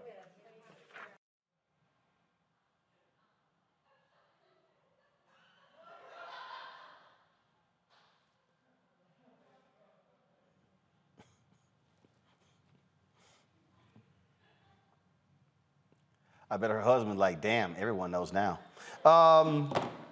Anybody want that one? I mean, the state of Texas has been in the news for all the wrong reasons. I mean, dang, it's impossible to cover everything Texas has. It's starting to rival Florida. And no, Florida's still crazy. It's a little hard to rival Florida. Go ahead, Therese. Yeah, I mean, Texas really does take the cake. I think there's some very interesting. I mean, she has an interesting point, but again, it's always about the forum that you want to present it in. And I still think health education is an important educational curriculum. I think if we've had more health conversations with students earlier, we'll probably see a decrease in some of the decisions that are being made today that are affecting our economy. Go ahead, Mustafa. Deep in the heart of Texas. I mean, I don't know what else you say. You got a whole lot of special folks who just want to perform, and they want out of their performance.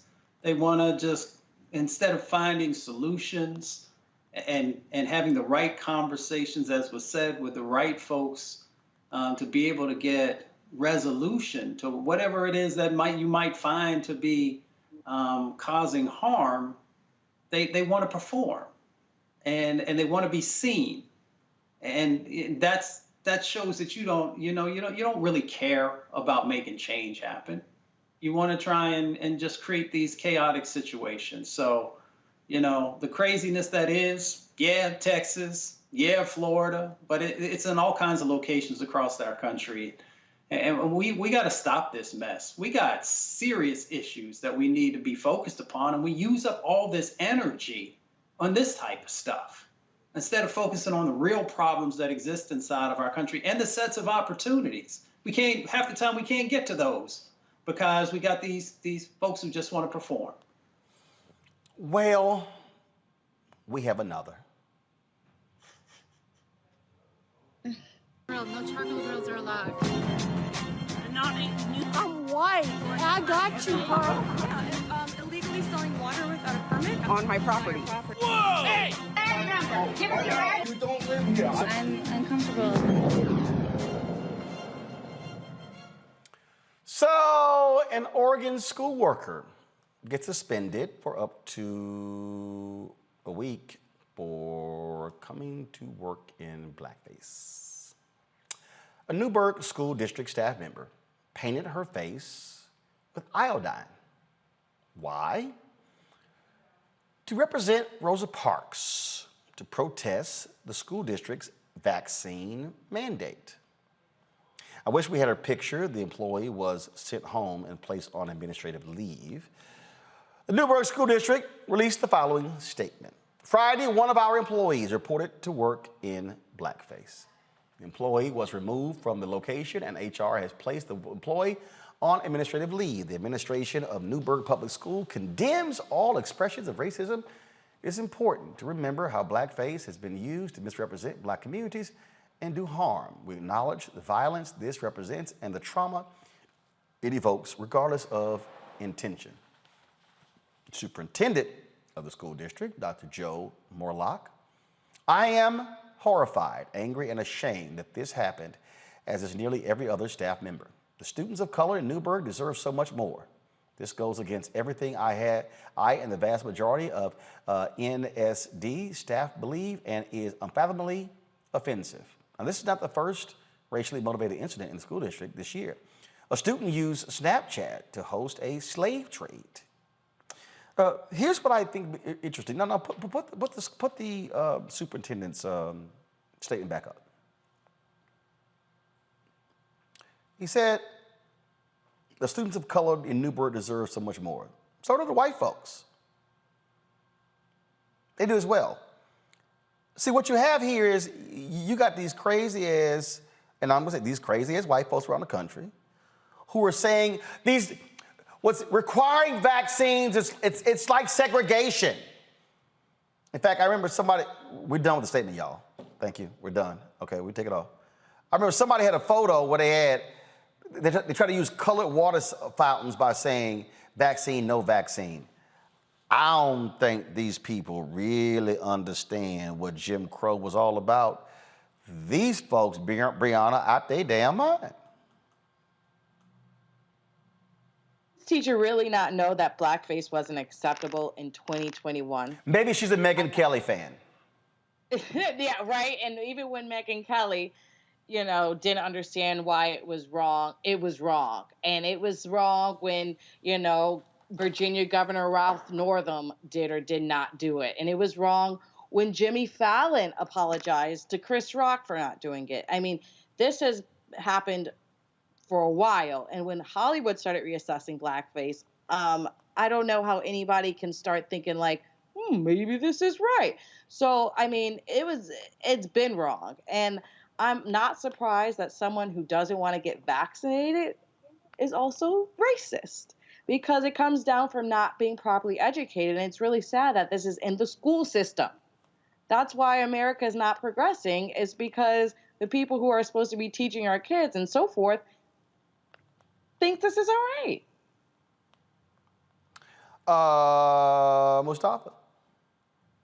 Well, first of all, why is it that Dr. Morlock, and maybe there's still a process they have to go through, why is this individual who is representing, who works inside of the school system, inside of the educational system, still have a job?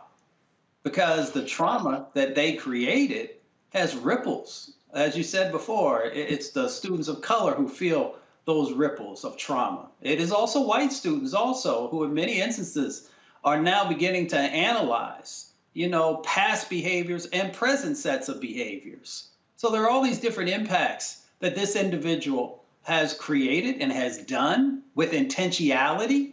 They made a choice to actually go and place the substance on their face and to go into a public setting and to think that that was okay. So there's no reason for them because they made an informed decision. It wasn't like they were walking, fell down, something got on their face, and they didn't know it was on there, and then they were walking around, you know, in public with these types of things. We have to stop making excuses for folks and stop allowing individuals to put trauma on all kinds of different folks. So if you want to act up, if you want to, you want to express yourself in certain ways, then understand that there are repercussions for that. And one of those repercussions might be that you no longer have a job. Teresa? Yeah, I agree. I agree with Mustafa. You know, the Stop Excuses campaign needs to start and stop, not only in the education institution, but again, how we govern each other in public places and in the boardroom. So I think there has been a lot of intentional, and I don't think anybody just wakes up and want to put the blackface on. But again, we're not sure what the mindset of some of these individuals are. When they say they care about the students, when they say they care about individuals or people or Americans, but yet they do these things that try to divide us. And so it's really not only interesting, but it's also horrific as we talk about what the educational system looks like in American history, because again, these are people that are in leadership. And so it really is up to us and start to, understand that Black mediums do matter. Black literature does matter, and your history does matter, so we can also just find the guiding light in all this mess. Absolutely. All right, folks, some sad news. She helped make Lady Marmalade a hit, was part of the 1970s group LaBelle. Sarah Dash, Patti LaBelle, and Nona Hendrix released their debut album, LaBelle, in 1971. Lady Marmalade, a single from the mid-70s Nightbirds album, proved to be the group's most successful song, topping the Billboard Hot 100 chart. Sarah Dash passed away yesterday at the age of 76. Patti LaBelle posted this video to her Instagram account. This is what she had to say.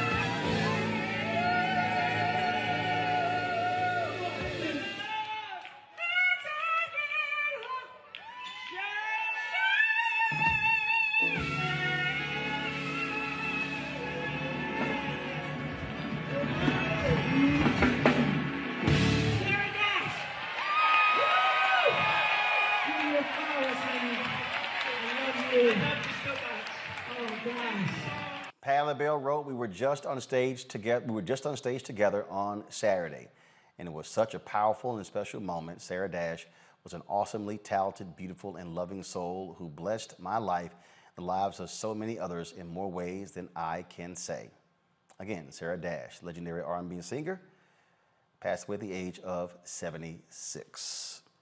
Man, wow, just on stage on Saturday. And so certainly prayers go out to her and her family.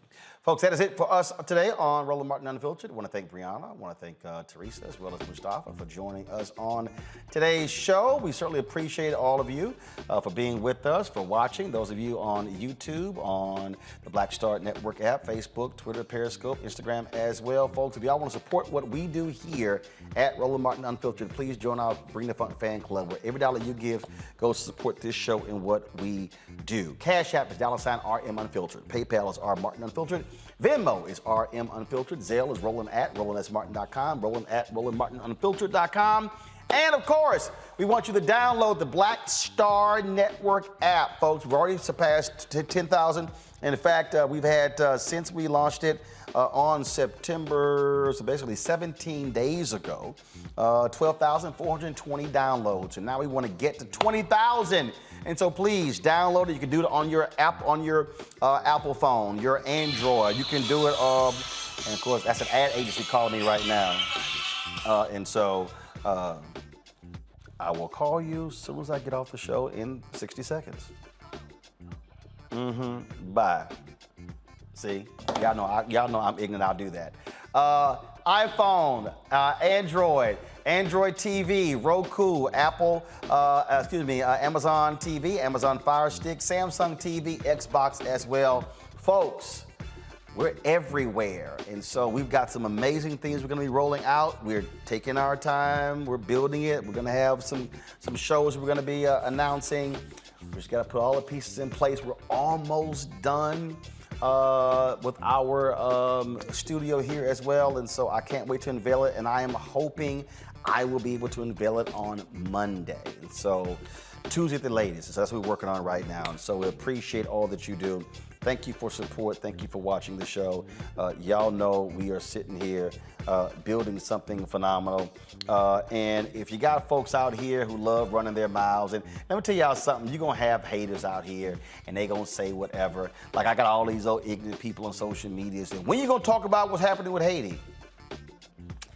You're actually telling on yourself because you don't watch the show. That's what happens when you're stuck on stupid. So we don't worry about those folks, y'all. We just keep putting in the work. I'll see you guys tomorrow right here on Roland Martin Unfiltered, right here on the Black Star Network. Holla!